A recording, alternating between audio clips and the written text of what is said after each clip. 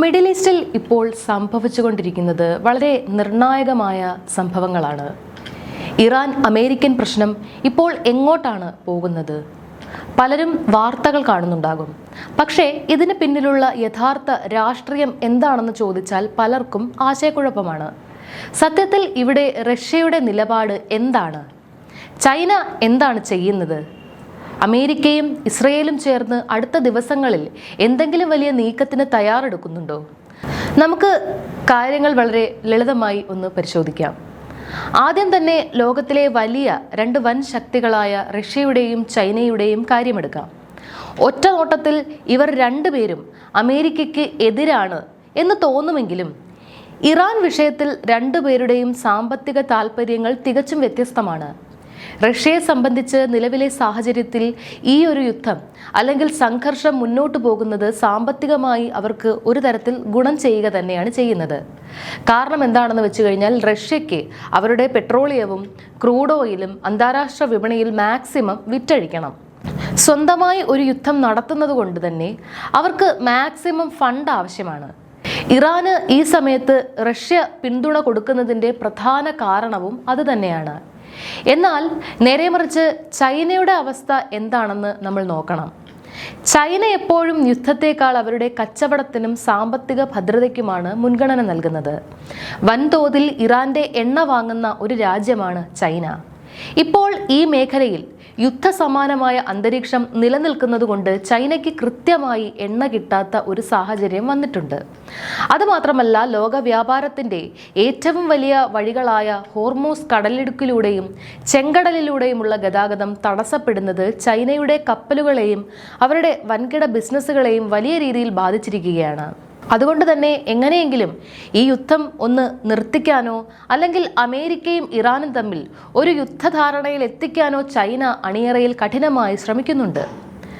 Reuters പുറത്തുവിട്ട ഏറ്റവും പുതിയ റിപ്പോർട്ട് പ്രകാരം വാഷിംഗ്ടണും ടെഹ്റാനും തമ്മിൽ ഇപ്പോൾ നിലച്ചിരിക്കുന്ന ഡിപ്ലോമാറ്റിക് ചർച്ചകൾ പുനരാരംഭിക്കാൻ പാകിസ്ഥാനെ ഒരു ഇടനിലക്കാരനാക്കാൻ ചൈന ശ്രമിക്കുന്നുണ്ട്.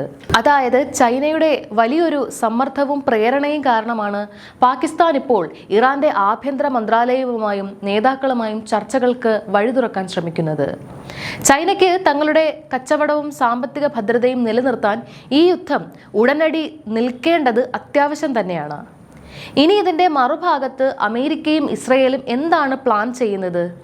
പുറത്തു വരുന്ന സൂചനകൾ വെച്ച് നോക്കുകയാണെങ്കിൽ വരുന്ന വാരാന്ത്യത്തോടെ ഇറാനെതിരെ വളരെ ശക്തമായ രീതിയിലുള്ള സൈനിക നീക്കങ്ങൾ നടത്താനാണ് അവരുടെ പ്ലാനുകൾ.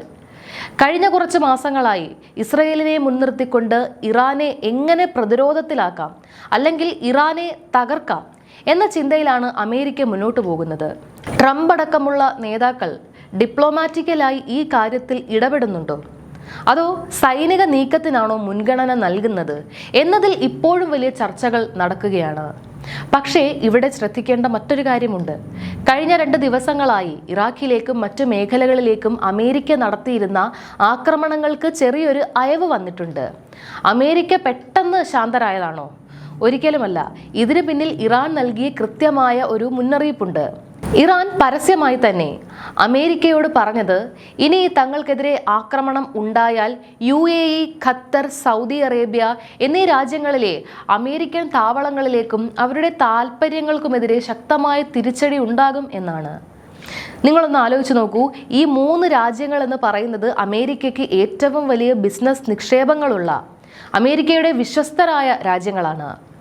ഈ രാജ്യങ്ങളിലേക്ക് ഇറാന്റെ മിസൈലുകൾ വന്ന് പതിച്ചാൽ അത് അമേരിക്കൻ സമ്പദ് വ്യവസ്ഥയ്ക്ക് ഉണ്ടാക്കുന്ന ആഘാതം വളരെ വലുതായിരിക്കും. അത് വളരെ വ്യക്തമായി അറിയാവുന്നതുകൊണ്ടാണ് അമേരിക്ക ഇപ്പോൾ ആക്രമണങ്ങളുടെ വ്യാപ്തി ഒരല്പം കുറച്ചു വെച്ചിരിക്കുന്നത്. എന്നാൽ കാര്യങ്ങളൊന്നും ഇവിടെ തീരുന്നില്ല. ഇസ്രയേലും അമേരിക്കയും ഒന്നിച്ച് ഇറാനെ അടിക്കാൻ വലിയ പ്ലാനുകൾ തയ്യാറാക്കുന്നുണ്ടെന്ന തരത്തിൽ ഹൈ അലേർട്ടുകൾ വന്നുകൊണ്ടിരിക്കുകയാണ്. ജർമ്മൻ എംബസി അവരുടെ പൗരന്മാരോട് ഇറാനിൽ നിന്ന് എത്രയും പെട്ടെന്ന് ഒഴിഞ്ഞു മാറാൻ ആവശ്യപ്പെട്ടു കഴിഞ്ഞു. കുവൈറ്റ്, ബഹ്റൈൻ തുടങ്ങിയ രാജ്യങ്ങളിൽ നിന്ന് ഇന്ത്യയിലേക്കുള്ള, പ്രത്യേകിച്ച് കോഴിക്കോട്ടേക്കുള്ള വിമാന സർവീസുകൾ പോലും തടസ്സപ്പെട്ടതായി ചില വാർത്തകൾ വരുന്നുണ്ട്. ഇസ്രയേലിന്റെ ബെൻ ഗുറിയൻ എയർപോർട്ട് അടക്കമുള്ള സംവിധാനങ്ങൾ സൈനിക നീക്കങ്ങൾക്കായി പൂർണ്ണമായും സജ്ജമാക്കി കഴിഞ്ഞു എന്നാണ് ഇപ്പോൾ അറിയാൻ സാധിക്കുന്നത്. അപ്പോൾ പിന്നെ ഇറാന്റെ നിലപാട് എന്താണ്? അവർ പേടിച്ച് പിന്മാറുമോ? ഒരിക്കലുമില്ല.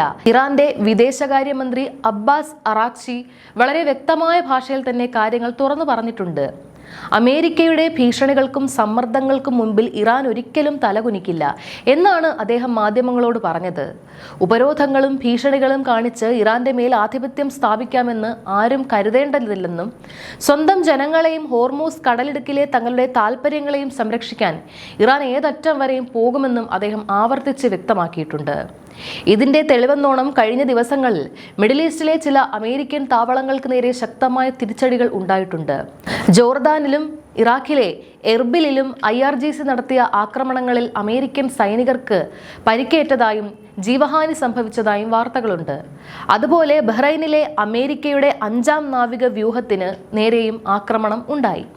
അതുകൂടാതെ ബഹ്റൈനിലെ ആമസോൺ സെർവറുകൾ തകർന്നതായും സൽമാബാദിലെ ഒരു പവർ സ്റ്റേഷന് കേടുപാടുകൾ സംഭവിച്ചതായും റിപ്പോർട്ടുകൾ വരുന്നുണ്ട്.